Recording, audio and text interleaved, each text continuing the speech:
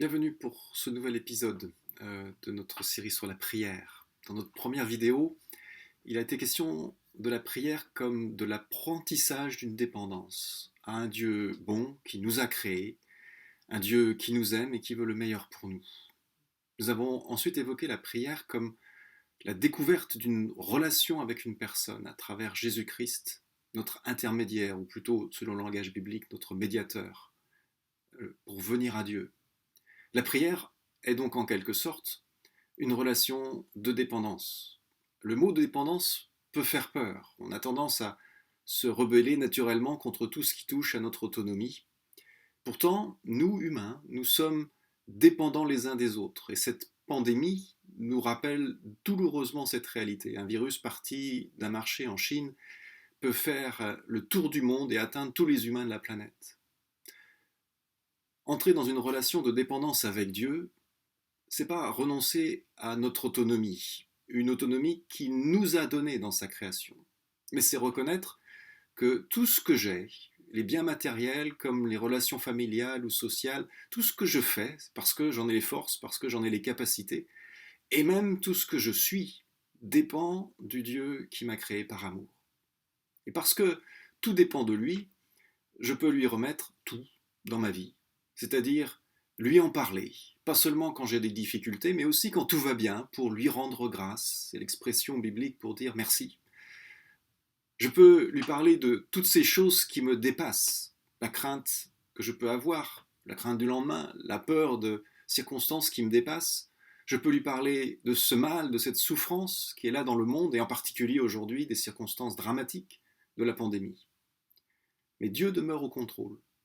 Dieu demeure souverain de sa création. Et Jésus, dans l'évangile de Matthieu, au chapitre 6, rappelle cette attention de Dieu envers sa création, ce soin qu'il a pour la vie. Il nourrit même les oiseaux, dit Jésus. Alors, ajoute-t-il, ne vous inquiétez pas, il prendra soin de vous. Mais si Dieu est véritablement Dieu, souverain sur le monde, alors pourquoi est-ce qu'il permet la souffrance? C'est une objection fréquente. Parfois, elle est utilisée pour nier la bonté d'un Dieu personnel ou tout simplement même son existence. Cependant, la question de la souffrance, c'est une vraie question, elle est bien réelle, et la Bible en parle, elle en parle même beaucoup. Elle nous dit que Dieu n'est pas à l'origine du mal, que le mal et la souffrance résultent d'une chose, de ce choix de l'humanité de se passer de lui, de prendre sa propre voie indépendamment de son Créateur. Il y a une image qui peut être utile pour illustrer cette réalité, une image bien imparfaite bien sûr, que j'emprunte à l'alpinisme, pour illustrer cette condition dans laquelle nous sommes en tant qu'êtres humains aujourd'hui. Imaginez un groupe d'alpinistes en cordée, le premier de cordée étant généralement le plus chevronné, c'est le guide qui ouvre la voie pour les autres, et les autres doivent le suivre pas à pas. Et l'histoire de l'humanité, c'est un peu comme un alpiniste inexpérimenté qui choisit de dévier de la voie ouverte, qui choisit de prendre son autonomie à l'égard de ce guide et d'avancer indépendamment des autres. Il essaie même de dépasser le guide. Arrive ce qui doit arriver, il chute. Mais il y a cette corde, il y a une ligne de vie, la corde qu'il retient au reste du groupe et au guide. Et l'humanité aujourd'hui est comme cet alpiniste inexpérimenté qui se retrouve pendu au bout d'un fil, qui se balance ne contrôlant plus rien et se cogne contre la paroi rocheuse et se blesse. L'humanité qui se fait mal et qui souffre parce qu'elle a voulu tout contrôler par elle-même et se placer même au-dessus de Dieu. Mais Dieu ne l'a pas lâchée. Il la tient. Il a empêché la chute fatale.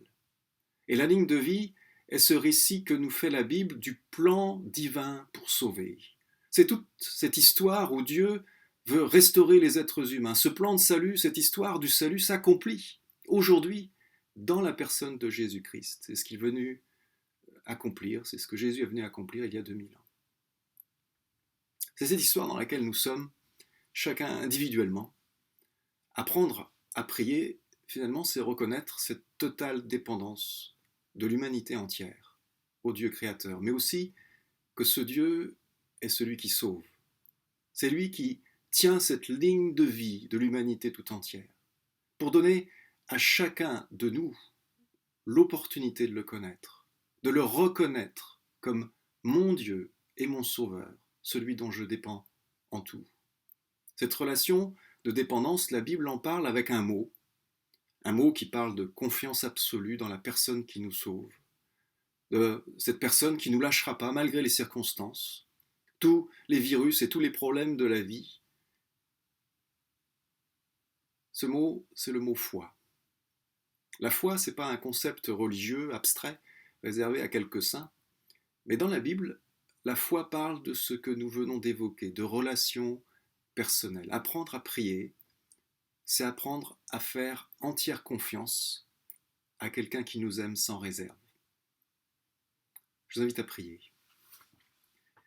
Merci notre Dieu, notre Père, parce qu'en Jésus, tu nous offres, Seigneur, cette espérance, ce salut, cette ligne qui nous tient attachés, vivants, espérants, et pouvant continuer notre marche dans cette vie avec confiance parce que tu es là. Quelles que soient les circonstances, les difficultés, quels que soient les terrains difficiles que nous traverserons, tu seras toujours là à nos côtés. Oui, tu es celui qui tend les mains vers nous, qui vient à nous et qui vient pour nous secourir. Merci Seigneur de cette confiance que nous pouvons avoir en toi, de cette foi que nous pouvons placer en toi, tout simplement dans la prière. Alors, conduis-nous un peu plus avant dans cette confiance, dans cette foi. Conduis-nous un peu plus avant dans la prière. Oui Seigneur, apprends-nous encore, apprends-nous à prier, dans le nom de Jésus. Amen. Que Dieu vous bénisse. À bientôt.